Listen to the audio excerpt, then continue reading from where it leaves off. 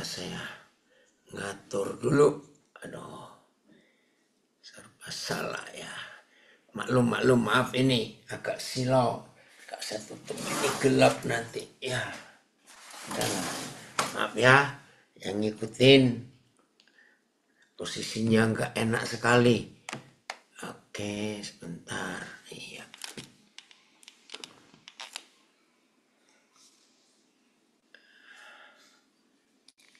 Aduh. Ya udahlah, nggak apa-apa ya.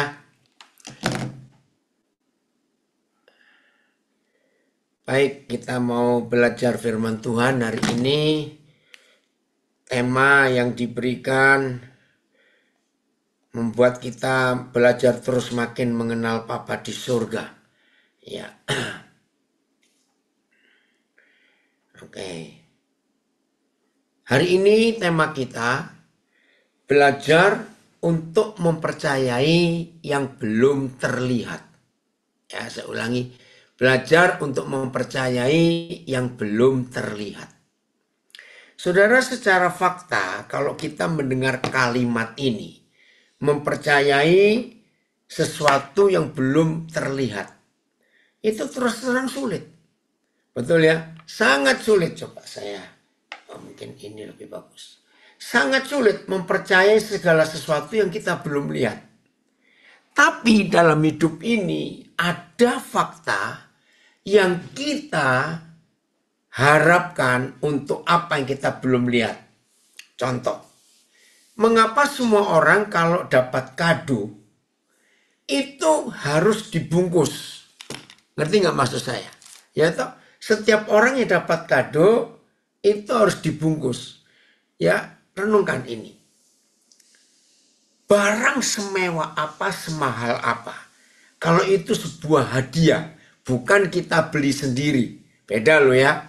Kalau itu sebuah hadiah dan barang itu waktu kita dapat nggak dibungkus, ada rasa kurang nggak waktu kita terima hadiah itu walaupun hadiah itu mahal? Ya pasti ada rasa kurang dalam hidup kita. Kurangnya apa?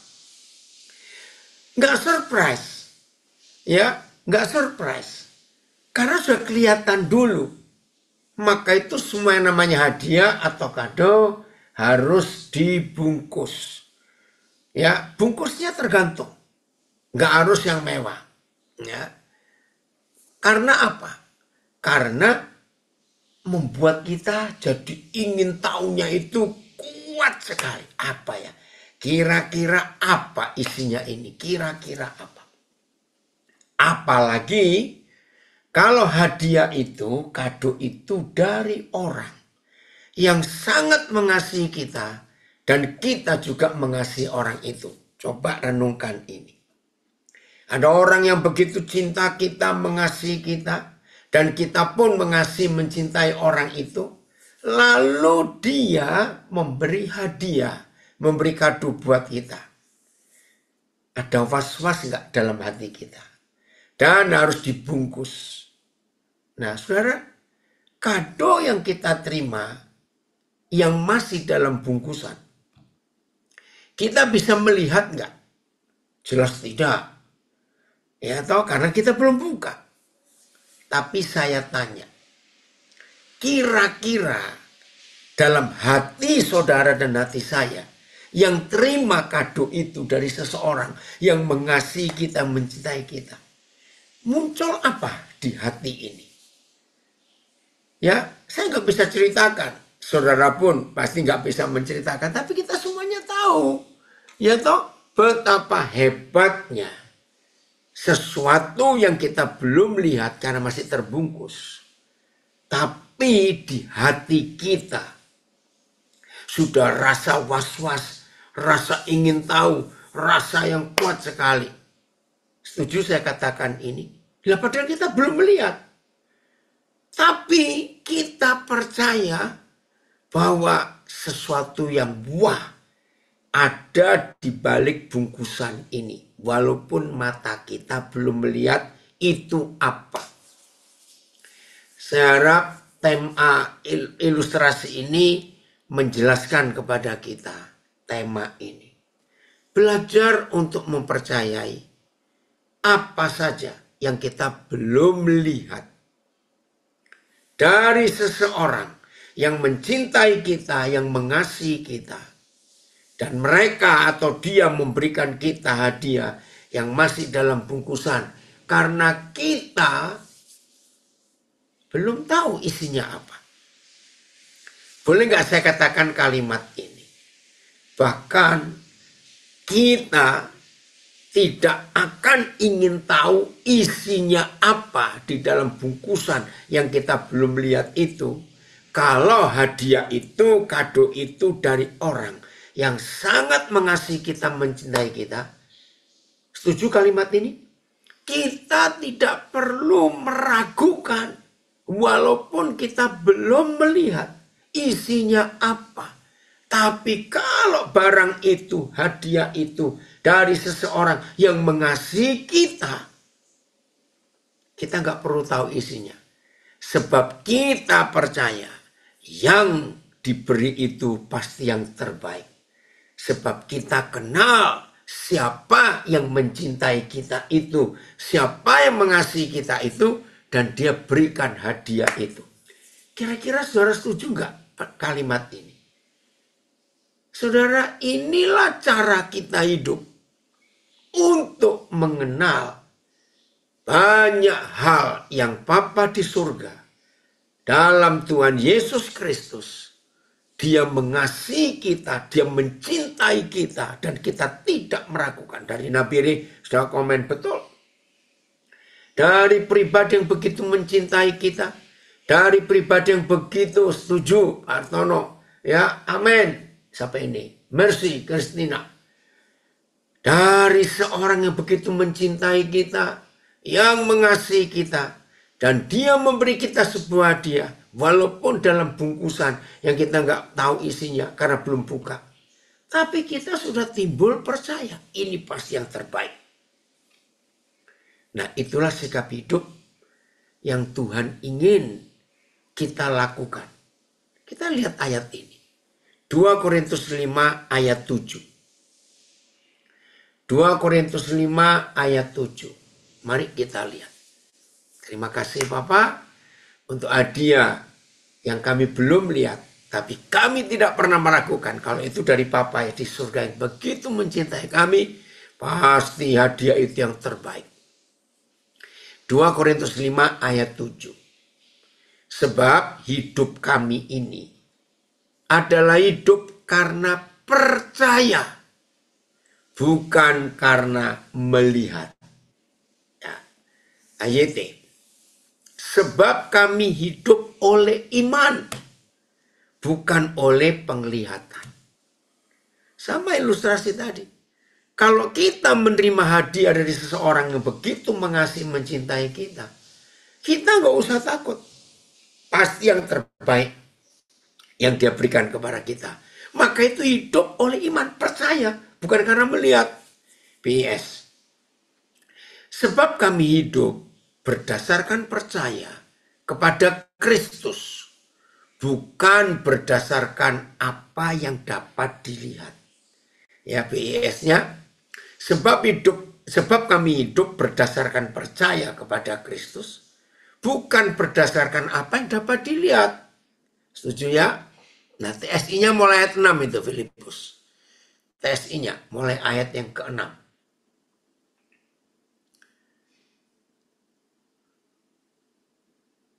Ya.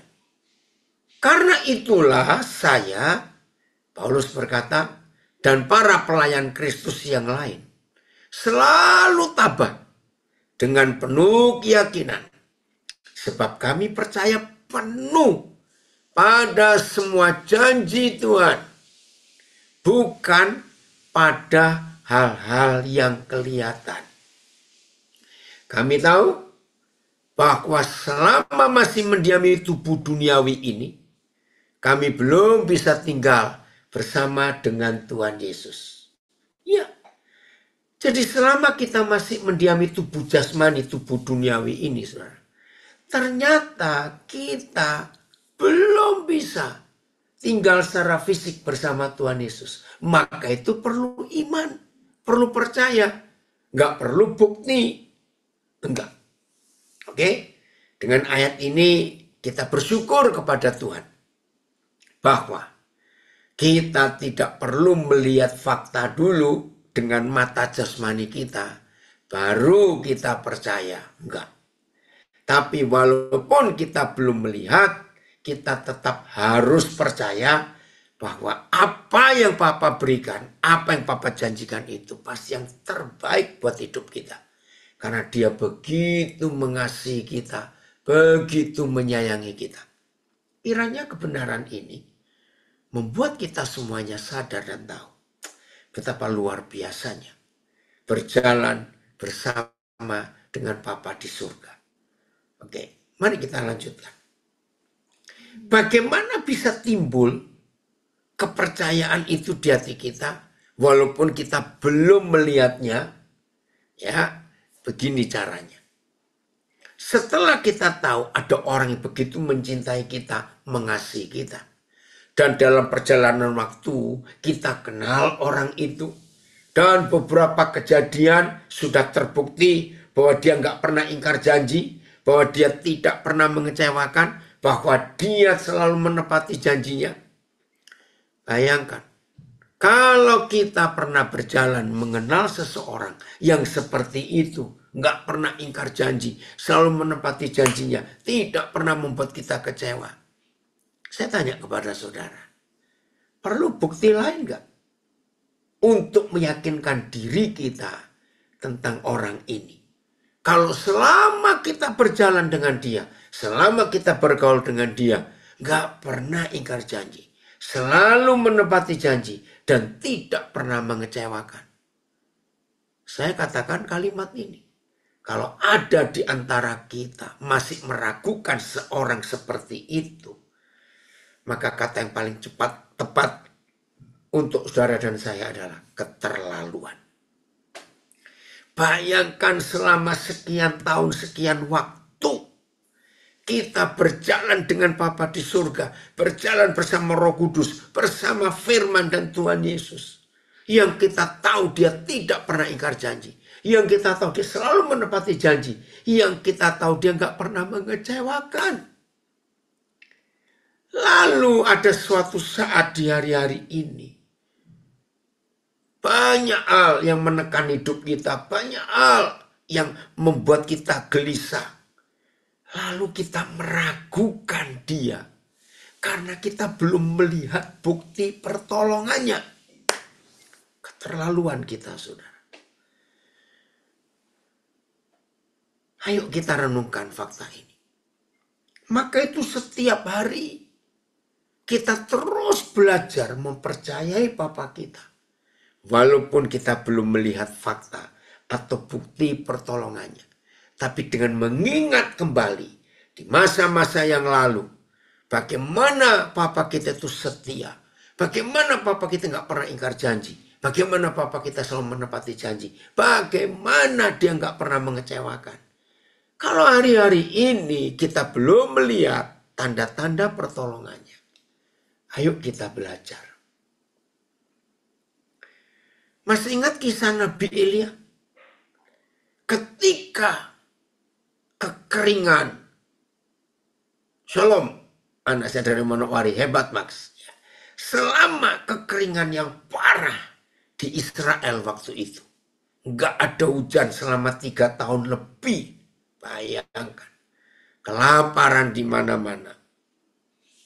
Saudara, suatu hari Elia mendengar sebuah suara seperti tanda-tanda mau hujan deras, guru gemuruh, tapi nggak melihat apa-apa. Masih ingat ya kisah itu? Lalu dia menyuruh salah seorang pembantunya, budaknya, coba kamu lihat ke arah laut. Kamu lihat apa? Balik ini. Si Gasi, enggak, aku nggak lihat apa-apa. Coba balik sekali lagi. Untung budak ini nurut. Balik lagi melihat. Wih, aku melihat ada awan kecil setelapak tangan dari kejauhan. Baik, kamu lihat lagi. Saudara, itulah fakta. Elia mendengar suara, percayalah Tuhan. Makasih Ida ya untuk doamu. Tuhan tidak pernah ingkar janji. Jadi, untuk saudara dan saya dalam hidup ini, bisa mempercayai yang belum kelihatan. Karena kita mengenal Papa kita. Kita mengenal Tuhan Yesus. Yang gak pernah ingkar janji. Yang tidak pernah mengecewakan. Yang selalu menepati janjinya. Maka kita gak perlu takut. Gak perlu khawatir. Gak perlu meragukan. Maka itu saya katakan tadi. Kalau sekian waktu kita berjalan dengan Papa kita. Dan dia tidak pernah mengecewakan. Lalu hari-hari ini ada di antara kita yang mengalami masalah berat, mengalami tekanan. Lalu kita mulai meragukan Papa. Kata yang paling tepat, keterlaluan kita. Maka itu sabar. Maaf kalau saya sebut satu nama. Mungkin beberapa suara yang ngikuti pelajarannya belum kenal. Tadi pas begitu saya buka Zoom. Woi, wajah pertama yang saya lihat anak saya ini, Pak Muhammad Kace. Woi, wajahnya seger sekali. Bahkan senyumnya, wah luar biasa. Saudara tahu nggak? Berapa tahun yang lalu. Viral di media sosial. Waduh, lumpuh anak Tuhan saudara kita ini, lumpuh. Dipopong untuk duduk aja. Aduh, mengerikan sekali. Duduk saja merosot. Nggak ada kekuatan. Ngalami penyakit. Disiksa secara fisik. Dan macam-macam kejadian yang dialami. Kalau kita masih ingat lihat videonya waktu itu. Diperlakukan tidak adil, dibully. Maaf. Sampai disuruh makan kotoran orang. Maaf loh saudara. Dalam kondisi sakit seperti itu. Dipersulit untuk berobat. Tapi tadi saya lihat wajahnya. Wow. Kace, papi senang sekali lihat wajahmu sukacita. Begitu gembira. Aneh. Dan bukan di hotel. Tapi di hotel Prodio. Masih ingat istilah itu. Inilah iman yang luar biasa. Belum melihat. Karena masih dalam tempat itu yang tidak enak. Tapi 3 kali pertemuan yang terakhir ini selalu ada kalimat. Ayo yang ikuti dari Senin kemarin. Ya, lalu Rabu kemarin. Dan tadi ini Jumat. Selalu ada kata-kata yang sama. Tunggu. Nanti kalau saya keluar. Semua cerita semua. Tunggu. Nanti kalau saya keluar. Saudara, kalimat itu luar biasa. Keluarnya kapan juga belum tahu. Tapi Tuhan punya rencana yang luar biasa. Itulah kasih Tuhan yang hebat sekali untuk kita. Yang belajar percaya walaupun kita belum melihat. Ingat itu baik-baik.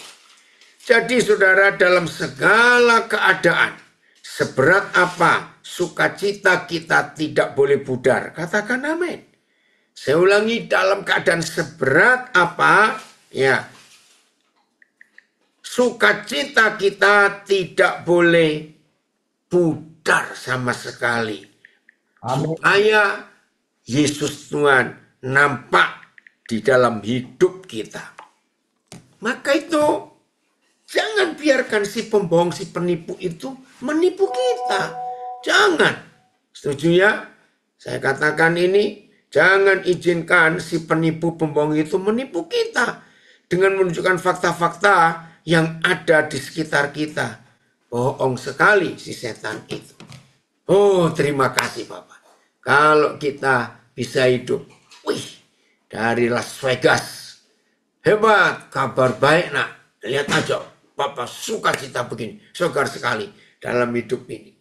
Keren ya, firman Tuhan itu. Nah, 2 hari berturut-turut saudara. Dari hari Selasa, Rabu, ya 3 hari Kamis kemarin. Saya dapat foto-foto luar biasa dari salah seorang anak kami yang sudah tiba di Perancis. Aduh, saya lihat foto-foto itu bangga sekali. Dokter Puput, ya lulusan Osaka, Jepang. Senin yang lalu tiba di Perancis untuk bergabung dengan profesor-profesor yang akan membuat sebuah alat. Dan kalau alat ini berhasil, dunia akan diberkati. Korban-korban bencana di daerah-daerah yang susah akan lebih sedikit korban yang meninggal karena alat ini akan menolong banyak orang. Ya, jadi anak kami ini namanya Puput ini. Aduh, kalau saya ingat berapa puluh tahun yang lalu. Waktu itu dia masih kelas 2 SMA. Ya. Saya ketemu dia di sebuah pelayanan anak-anak jalanan di Kalicode, Yogyakarta. Saya nggak kenal dia. Tapi ketika saya melihat ini anak rajin sekali. Saya perhatikan cara dia mendidik anak-anak, mengajar anak-anak itu ramah. Wajahnya itu penuh dengan senyum. Nah, saya nggak kenal. Lalu salah seorang yang ada di situ, yang saya kenal, dan kami sama-sama pelayanan, saya tanya, dia itu siapa? Oh, itu Puput. Oh, tutup ini lagi ya, enggak tahu kenapa kasih nama Puput. Kok rajin kali ya, betul. Anak itu rajin. Dari keluarga yang sangat sederhana.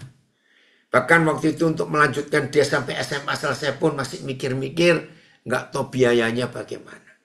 Tapi Roh Kudus gerakkan saya untuk mau mengambil anak ini, untuk saya biayai. Begitu saya sapa, kenalan, aduh, anaknya manis sekali. Saudara, ringkas cerita, dia lulus SMA. Terus saya tanya mau kuliah apa. Itu dia bilang saya ingin melanjutkan jadi guru. Silakan. Akhirnya dia kuliah di salah satu kampus di Yogyakarta. Lulus dengan cepat. Enggak ada kendala karena memang anaknya rajin. Lalu saya bawa dia ke Nabire untuk jadi guru di Nabire. Dia sangat disukai murid-murid anak-anak Papua ini. Karena memang dia hebat sekali. Saya belum melihat apa-apa. Walaupun dia sudah S1. Tapi di hati saya merasa ini anak hebat. Ya. Oke, Gali akan perjalanan ya. Masuk ke pedalaman Kalbar. Lanjutkan itu. Karena ini luar biasa. Saya melihat sesuatu. Ya, belum jelas bagaimana itu. Saudara, sekian tahun dia tinggal dengan kami di Nabire mengajar. Wih, anak ini hebat sekali. Lalu saya tanya, mau nggak kamu lanjut S2? Wih, dia kaget. Ya sangat mau. Saudara, hebat Tuhan. Nggak tahu bagaimana, saya lupa kisahnya. Tiba-tiba dia bisa dapat beasiswa di Universitas Hasanuddin Makassar. Untuk ngambil S2 elektro komputer itu ya. Ketika dia sedang kuliah S2 ini, ternyata salah satu dosen pembimbingnya itu lulusan Jepang, ya, doktor. Melihat penelitian ini, nah kisahnya unik. Ketika dia sedang mencari, ya, untuk tesisnya, ya, nanti ini bagaimana? Saya ngambil apa ya? Topik apa? Tentang apa? Ketika dia lagi mikir begitu, salah satu kampung di tetangga kota Nabire, namanya Wasior, terjadi banjir bandang, saudara. Hampir 90% kampung itu tersapu banjir bandang. Masuk ke laut. Sampai hari ini, tidak pernah diketahui berapa jumlah korban resmi. Karena Wasior itu sebuah kota di tepi pantai. Dan di belakang kota Wasior itu ada pegunungan Arfak. Nah itu nggak tahu bagaimana. Karena di atas itu nggak ada danau. Itu yang buat orang sampai hari ini belum menemukan penyebabnya. Bagaimana tidak ada danau. Tiba-tiba malam hari lagi kejadiannya. Seperti ada bendungan jebol yang melanda kampung itu. Waduh, beritanya menyedihkan sekali. Nah, untuk mencapai kampung itu, waktu itu ya belum ada jalan darat. Ada kota Manokwari, ya, kota Wasir itu di antara Manokwari dengan Nabire. Tapi nggak ada jalan darat. Berarti transportasi hanya lewat laut. Ya, karena itu pinggir pantai. Jangan mikir bandara, nggak ada. Nah, dalam berita seperti itu, Puput ini kepikir. Bagaimana caranya korban bisa diminimkan, diperkecil, kalau kondisi seperti itu. Ingat kasus bencana gempa di Palu? Di Palu waktu itu jalan darat sudah ada, bandara sudah ada. Tapi karena gempanya terlalu besar, saudara. Bandara rusak, pelabuhan rusak, jalan darat rusak. Bisa bayangkan bagaimana mengirim bantuan. Nah, Puput ini dapat hikmat dari Roh Kudus untuk membuat alat yang ditempatkan di daerah-daerah rawan bencana atau di mana saja. Alat ini ditempelkan ke nadi pasien, ke nadi korban, dan disambungkan dengan satelit, ya, telekomunikasinya, itulah IT, informasi teknologi. Nah, dari satelit itu, maka program alat ini bisa langsung menyambung ke rumah sakit terdekat dari tempat bencana itu. Sehingga para tenaga medis sebelum berangkat sudah tahu pasien yang terbanyak itu karena apa? Karena alat itu akan memberitahu lengkap data si korban dengan tekanan darah, dengan gulanya, dengan semuanya. Lah waktu dia cerita saya, Pak, saya dapat ide gara-gara kasus Wasior. Logika saya main. Itu kan sulit sekali alat itu. Ternyata saudara, dia mampu buat. Nah, salah satu dosen pembimbingnya. Oh, ini salah satu anak kami yang pernah di Nabire. Coba, kesaksian luar biasa. Salomo itu anaknya dalam daftar untuk magang di Jepang, biaya dari pemerintah. Tapi masih harus melalui seleksi yang gak mudah. Dan saya sama Salomo percaya bahwa Salomo pasti lolos dalam ujian seleksi. Oh, puji Tuhan, pasti ya. Oh, lagi ada Makassar, belajar bahasa Jepang sekarang. Hebat. Nah, ini cucu saya namanya Salomo ini. Oh, Salomo, Opa bangga sekali dengan kamu. Ida terus berjuang. Nah, dosen pembimbingnya yang lulusan Jepang ini melihat penelitian anak saya ini. Wah, ini luar biasa ini. Lalu, tanpa sepengetahuan Puput, dosen ini kirim penelitian ini ke Jepang. Ketika para dokter, profesor di Jepang melihat ini, mereka kagum. Wah, ini alat kalau jadi ini hebat sekali. Ringkas cerita, lulus S2, dia langsung diterima di Jepang untuk melanjutkan doktornya. Ingat, waktu saya lihat dia di Kalicode di Jogja, saya nggak ngelihat apa-apa. Tapi saya tahu ada sesuatu di hidup anak ini. Lulus dari Jepang, dia balik ke Indonesia. Dia diterima di lembaga BRIN. Masih ingat itu? BRIN, singkatan. Saya lupa ini. Tolong ingatkan saya. Badan Riset Inovasi Nasional. Ya, BRIN.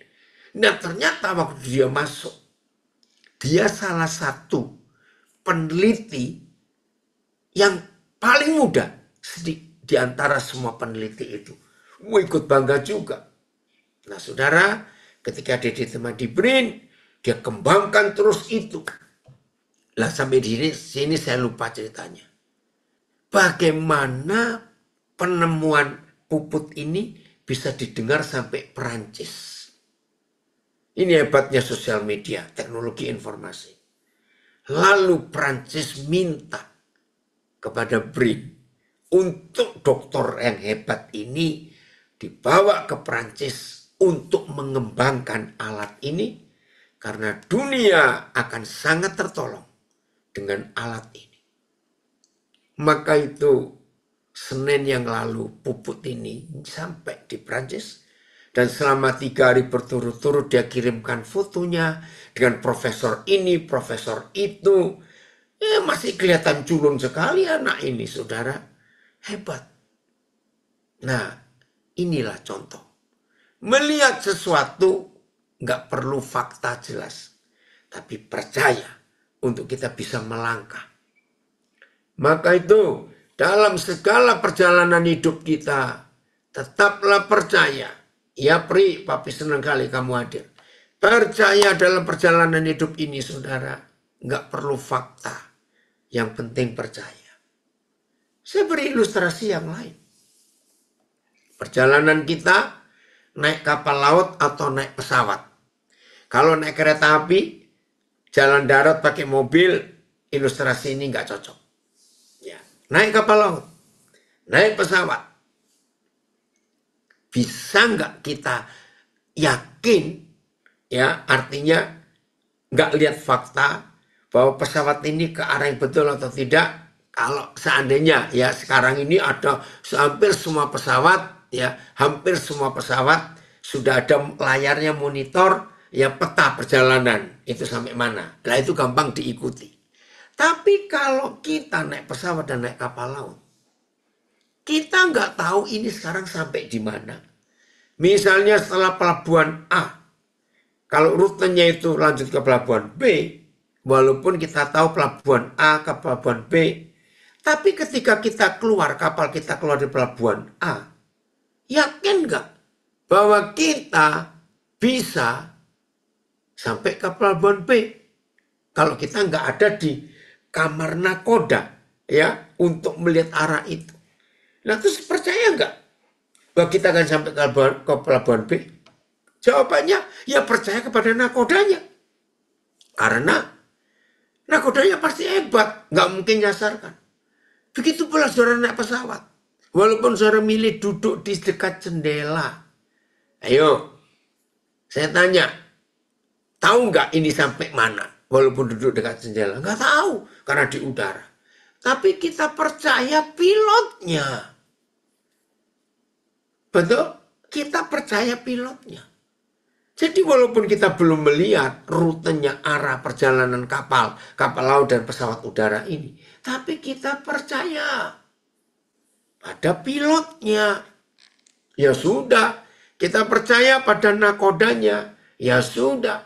Oh, keren sekali. Walaupun kita tidak melihat atau belum melihat, tapi tetap percaya bahwa perjalanan ini pasti akan nyampe. Nah, saya tidak tahu berapa banyak di antara saudara yang sekarang ini sedang sepertinya di persimpangan jalan. Ya, kalau ada di antara saudara sedang di persimpangan jalan, percayalah, ikuti terus rambu-rambunya. Ya, perhatikan. Ikuti terus rambu-rambunya. Karena begitu kita bisa mengikuti rambu-rambunya, pasti kita, oh terima kasih ini dia. Fotonya ya sebentar. Yang di Instagram dan Facebook harus melihat. Ini loh, Puput hebat, bisa dapat fotonya sebentar ya. Lihat tuh, dengan salah satu profesor, El-Hadj ya. Terus dia kirim juga, bentar. Yang besoknya dia kirim dengan profesor, siapa lagi? Itu dia. Oh puji Tuhan. Di kota apa itu bacanya saya susah. Valenciennes, tidak tahu bagaimana bacanya. Itu yang namanya Puput. Orang Pati, saudara, Jawa Tengah. Bisa sampai ke Jepang, sampai ke Perancis sekarang ini. Hebat sekali. Terima kasih Willy Bos. Dan nayangkan itu ya. Oh sebentar saya terus ya. Makasih. Bisa melihat itu. Cuma satu ya. Yang kedua, Papa belum kirim fotonya, lupa itu. Ada yang kedua. Nggak ada, oke. Lanjut ya. Makasih. Bisa di-sharingkan. Ya, bentar. Oh. Kenapa dia?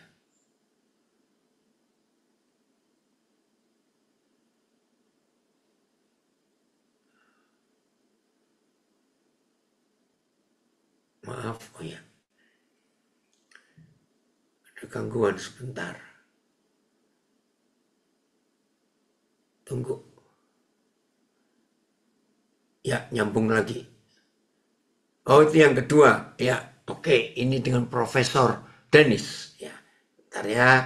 Tadi sempat ada gangguan ini. Ini foto yang kedua dengan profesor yang lain lagi. Saudara, hebatnya Tuhan membawa anak dari Pati, Jawa Tengah. Yang nggak tahu ke depan apa, tapi Tuhan punya rencana. Ida, percaya Salomo akan ke situ juga. Oke, baik, kita kembali. Udah habis Filipus fotonya? Habis, Pak. Ya, oke, kita lanjut sekarang. Nah, jadi saudara tidak perlu bukti untuk kita berjalan bersama dengan Papa. Kita nggak perlu bukti. Pokoknya percaya saja. Dalam kehidupan ini untuk melanjutkan perjalanan kita yang ke depan kita belum melihat apa-apa, tapi percayalah Papa tetap ada dengan kita. Ya, sehingga tidak perlu kita khawatir, panik menghadapi badai apa saja. Ya, karena Tuhan tidak pernah gagal untuk menyertai kita, menuntun kita, ya, supaya rencana Tuhan terjadi dalam kehidupan kita. Ya, jadi sebadai apapun, sengeri apapun, separah apapun, seberat apapun, ya. Oh, ada yang kirim ayat dari Mamuju, Mazmur 37 ayat 5. Ya, boleh ditayangkan Filipus, ya. Mazmur 37 ayat 5 tadi ya. Coba cek lagi. Ya, Mazmur 37 ayat yang kelima. Ya, terima kasih dari LP Mamuju. Kirimkan ayat ini.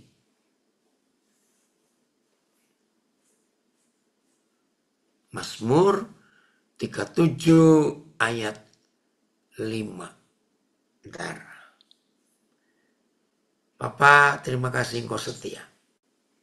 Serahkanlah hidupmu kepada Yahweh dan percayalah kepadanya dan ia akan bertindak. Terima kasih dari Mamuju kirim ayat ini. Sama.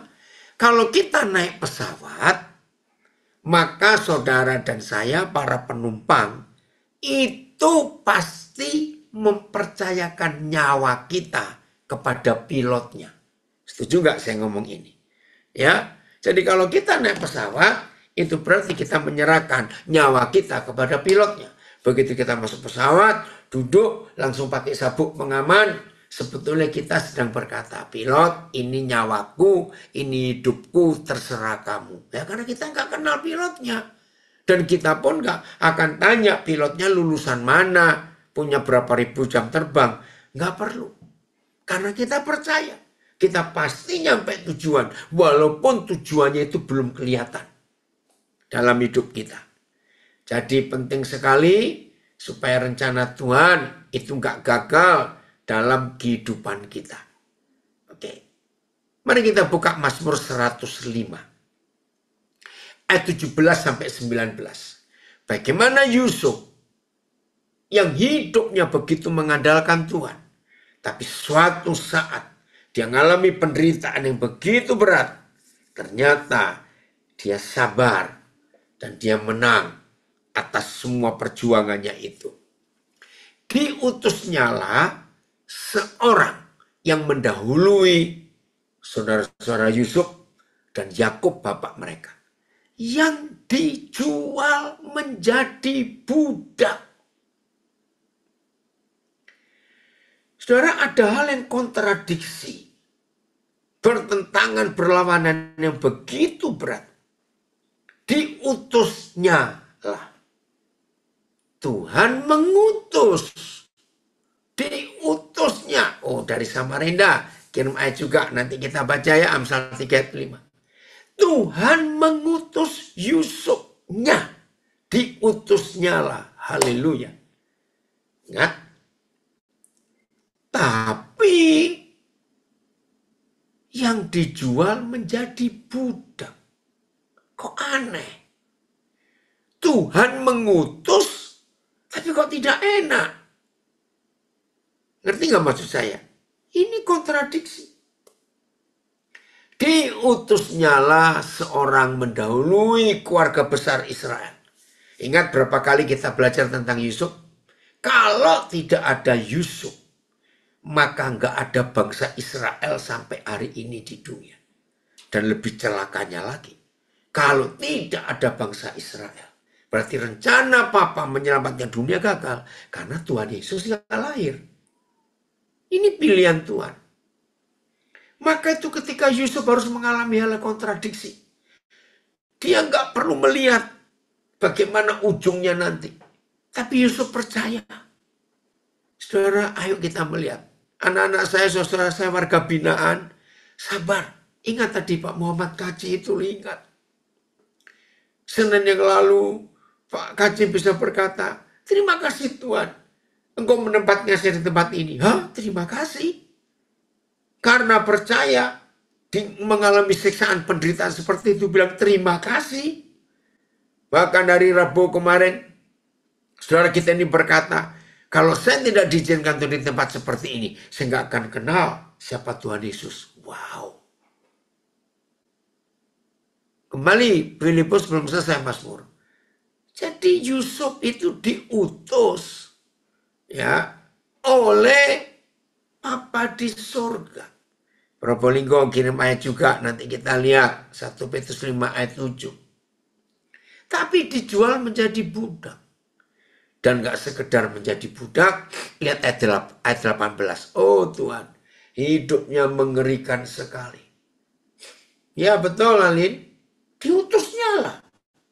Maka itu kalau saya katakan nih, setiap hal yang gak enak terjadi di hidup kita, yakin Tuhan yang mengizinkan kita ada di situ. Luar biasa. Setelah jadi budak, nasibnya lebih parah lagi Yusuf ini.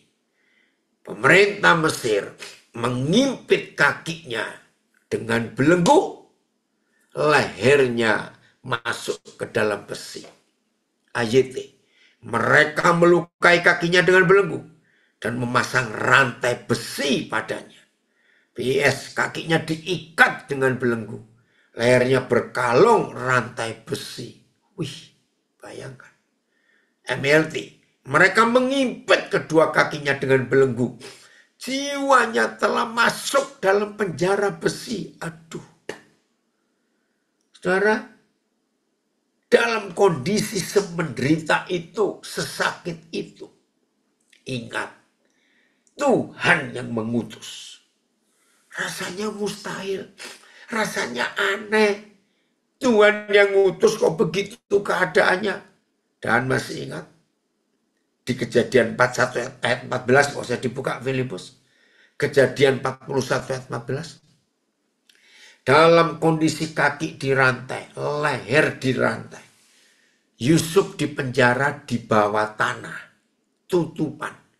Penjaranya berbentuk sumur, tidak ada cahaya matahari, dan semua narapidana yang dipenjara di bawah tanah tutupan itu berarti mereka duduk saja nggak bisa, apalagi tidur.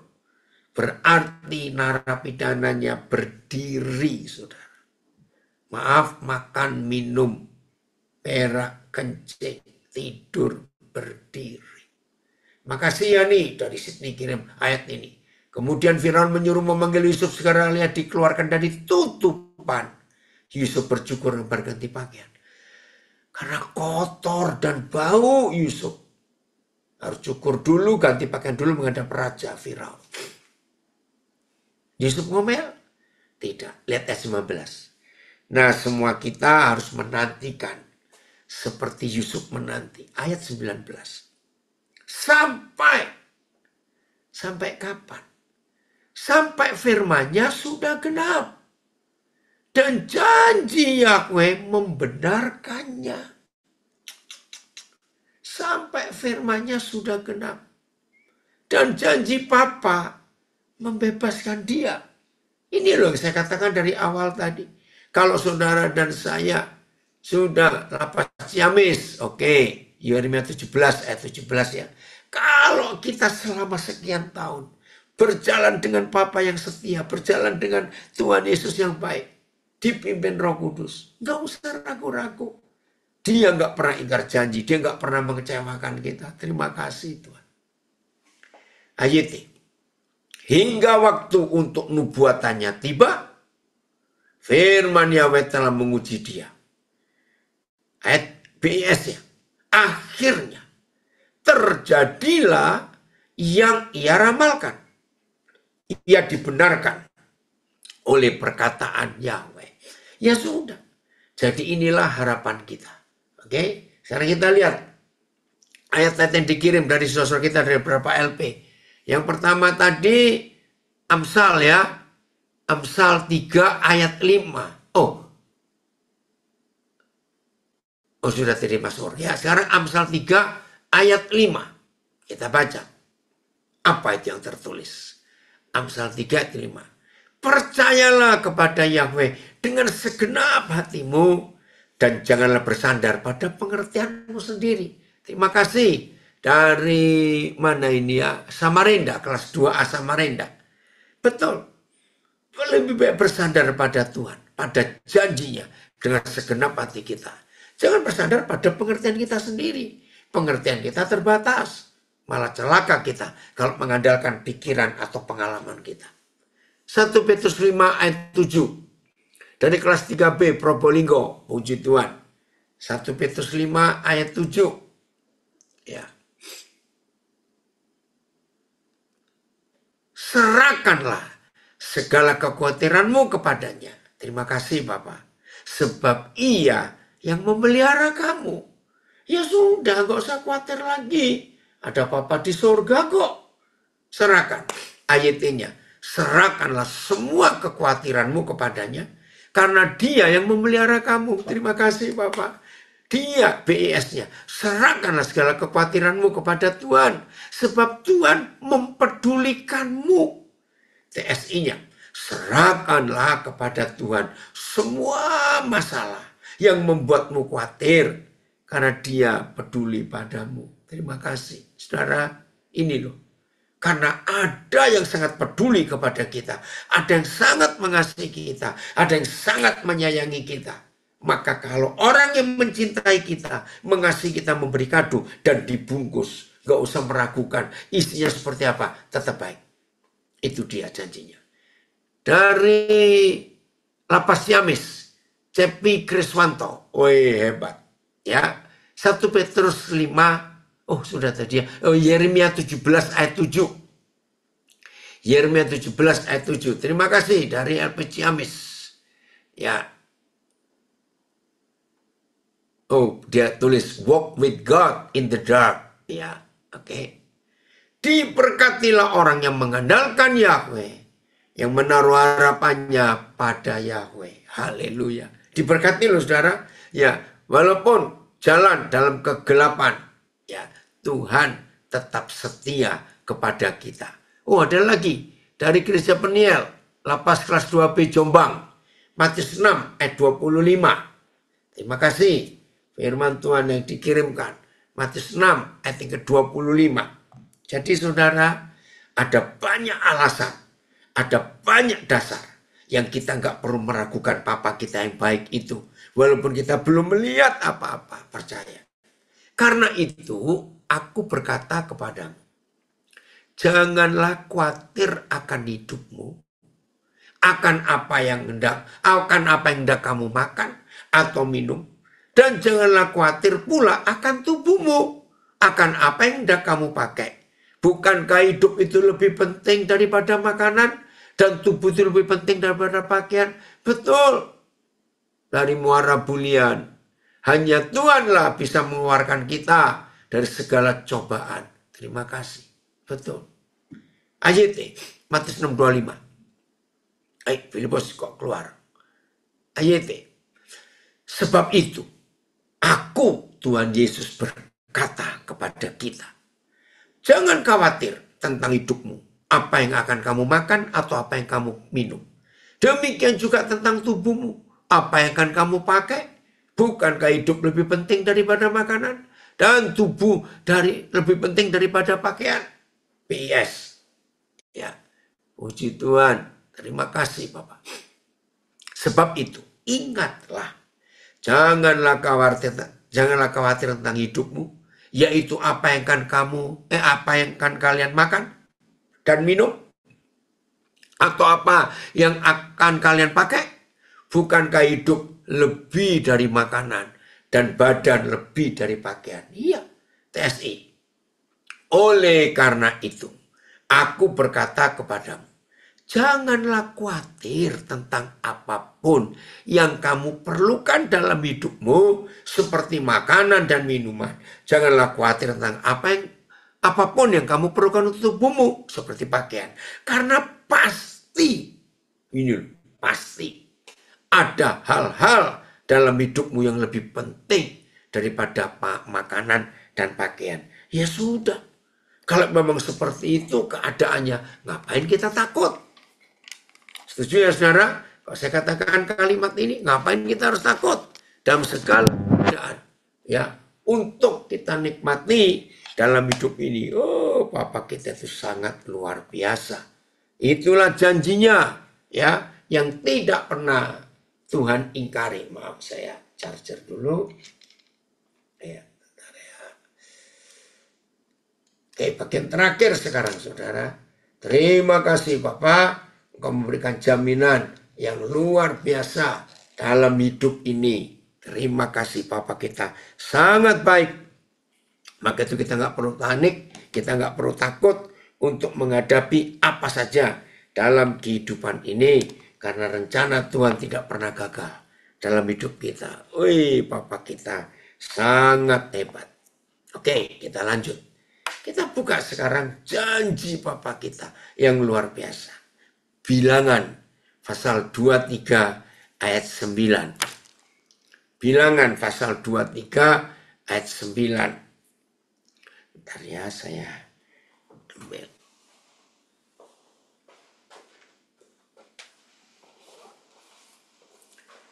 Bilangan 23 ayat 9. Oh, 19. Maaf, 19. Ya.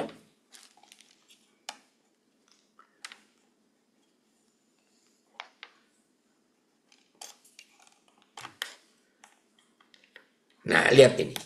Kalau sampai Papa kita meyakinkan saudara dan saya dengan firman ini, lalu kita masih meragukan dia, maaf loh saudara, kita ini sangat keterlaluan.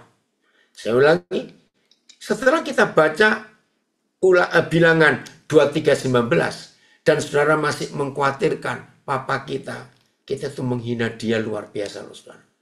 Dan jangan itu terjadi dalam hidup kita.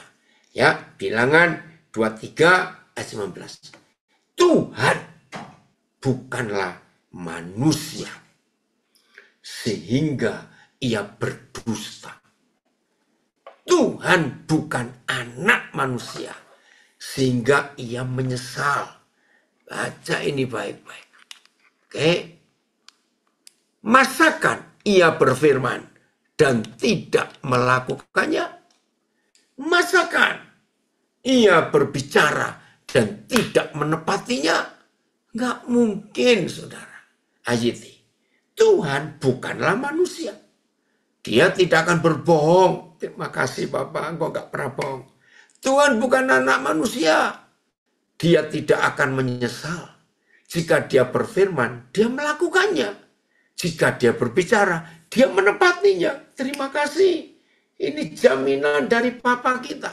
BS. Tuhan tidak seperti manusia yang gampang menyesal dan suka berdusta. Bila Tuhan berjanji, pasti ia tepati. Bila ia berbicara, tentu akan terlaksana. TSI. Tuhan itu bukan seperti manusia. Jadi dia tidak pernah berbohong. Dia tidak pernah berubah pikiran seperti kita. Ampuni kami Tuhan. Semua yang dikatakannya pasti dia lakukan. Semua yang dijanjikannya pasti dia tepati. Saya baca lagi TSI-nya ya. Keren. Tuhan bukan seperti manusia. Jadi dia tidak pernah berbohong. Dia tidak pernah berubah pikiran seperti kita. Semua yang dikatakannya pasti dia lakukan. Semua yang dijanjikannya pasti ditepati. Ya sudah. Mau ragu-ragu bagaimana lagi dengan papa kita. Saya nggak tahu ini. Ada tulisan. Kak komen bagus. Yang mengagumkan dari sosok Yusuf. Satu. Yusuf tidak bisa melihat kebaikan dalam situasinya. Betul. Setuju. Dia nggak bisa lihat kebaikan. Yang ada cuma penderitaan. Dua. Yusuf bahkan nampaknya tidak bisa melacak pertolongan tangan Tuhan. Woi, kata-kata bagus. Nggak bisa melacak karena nggak kelihatan. Bahkan Yusuf berhak berkata, Tuhan di mana engkau? Kenapa aku menderita seperti ini? Bayangkan sekian belas tahun di penjara. Dalam kondisi berdiri. Kaki dirantai, leher dirantai. Duduk aja nggak bisa. Apalagi tidur. Yusuf bahkan nampaknya tidak bisa melacak pertolongan tangan Tuhan. Yang ketiga, Yusuf seperti terbuang begitu saja. Betul dibuang. Tapi Yusuf tetap percaya pada Tuhan. Papa teramat baik sehingga tidak mungkin berbuat yang tidak baik. Tuhan selalu teramat bijak sehingga tidak mungkin berbuat kesalahan. Terima kasih untuk tulisan yang luar biasa ini. Jadi siapapun di antara saudara yang hari-hari ini nggak bisa melihat apa-apa, rasanya gelap semua, tetap percaya Tuhan itu hebat. Oh, dari Muara Tewe kita baca Matius 4 ayat 4. Dari Tulungagung, jangan lengah. Ada oknum si kunyuk yang akan membuat kita meragukan atas janji dan firman Tuhan. Betul, hati-hati itu. Ming, kemarin papi sudah kirim ya nomor telepon temannya Yason nanti di Jepang itu ya. Itu cucu papi juga. Coba kontak dia. Ternyata dia di Osaka. Oke. Matius 4 ayat 4 dari Muara Tewe. Tetapi Yesus menjawab, ada tertulis, manusia hidup bukan dari roti saja, tetapi dari setiap firman yang keluar dari mulut Tuhan. Haleluya. Jadi saudara dan saya hidup bukan cuma dengan nasi, dengan pecel, ya enggak. Tapi dari setiap firman yang keluar dari mulut Bapa kita. Ya sudah. Dari Melbourne. Jika kita masih belum percaya Tuhan, berarti kita belum kenal betul yang kita sembah. Ya. Maaf. Kita belum kenal ya siapa yang kita sembah. Hanya KTP-nya saja yang Kristen itu. Jadi mulai hari ini saudara, biarlah kita mempercayai betul apa yang Tuhan sedang buat atas hidup kita ini. Ya. Ayo kita tidak lagi meragukan Dia. Dalam segala kondisi, dalam segala situasi, Bapa kita tidak pernah ingkar janji. Terima kasih Bapa. Untuk kesempatan kami belajar percaya. Yang terakhir, belajarlah seperti anak kecil. Saudara, semua anak kecil yang sebelum 5 tahun atau 7 tahun, hidup mereka itu bukan karena melihat, tapi hidup mereka itu karena percaya kepada papa mama mereka. Betul tidak? Hidup mereka karena percaya, bukan karena melihat. Ya. Oh, diteluk dalam, nggak terdengar jelas suaranya. Nah, ya papi nggak tahu, mungkin sinyalnya di daerah situ. Tuhan menolong kalian. Ya, Papa berkati anak-anakmu di lapas teluk dalam. Ya, Tuhan pasti tolong kalian. Oh, itu ada yang komen. Coba tekuk kabel jacknya. Ya, jangan diinjek. Ya. Oh, itu pasti sinyalnya. Baik. Ya, nak. Papi percaya Tuhan akan tolong kalian. Nah, jadi anak-anak kecil itu mempercayai orang tuanya bukan karena melihat sesuatu. Saya tanya, anak-anak kecil itu perlu nggak, bayi-bayi ya, dari pokoknya di bawah 5 tahun, dengan pertanyaan ini. Bayi-bayi sampai anak-anak kecil di bawah 5 tahun. Perlu nggak mereka ngecek saldo papa mamanya dulu, Baru mereka, hore, hari ini bisa makan. Hore, besok bisa beli sesuatu. Tolong jawab pertanyaan saya. Anak-anak seperti itu perlu nggak ngecek tahu jumlah uang, jumlah saldo papa mamanya. Baru mereka, hore, bersuka cita, besok pasti bisa makan. Nggak perlu. Betul? Anak-anak itu percaya selama mereka masih bisa melihat ada papa mamanya, ya sudah. Woi, dari guru musik hebat. Kehidupan adalah sebuah misteri. Yang penting yakin dan percaya kepada Tuhan. Tetap berusaha meyakini dari semua masalah yang ada. Betul. Tuhan sering menolong kita. Maka itu kita nggak perlu takut.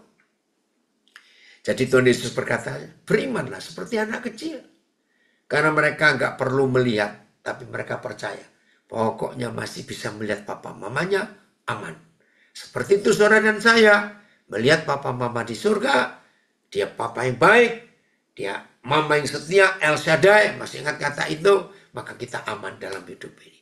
Ampuni kami Tuhan, kalau seringkali kami meragukan Tuhan. Padahal sudah banyak kali kami melihat pertolongan Tuhan. Tuhan memberkati kita semuanya.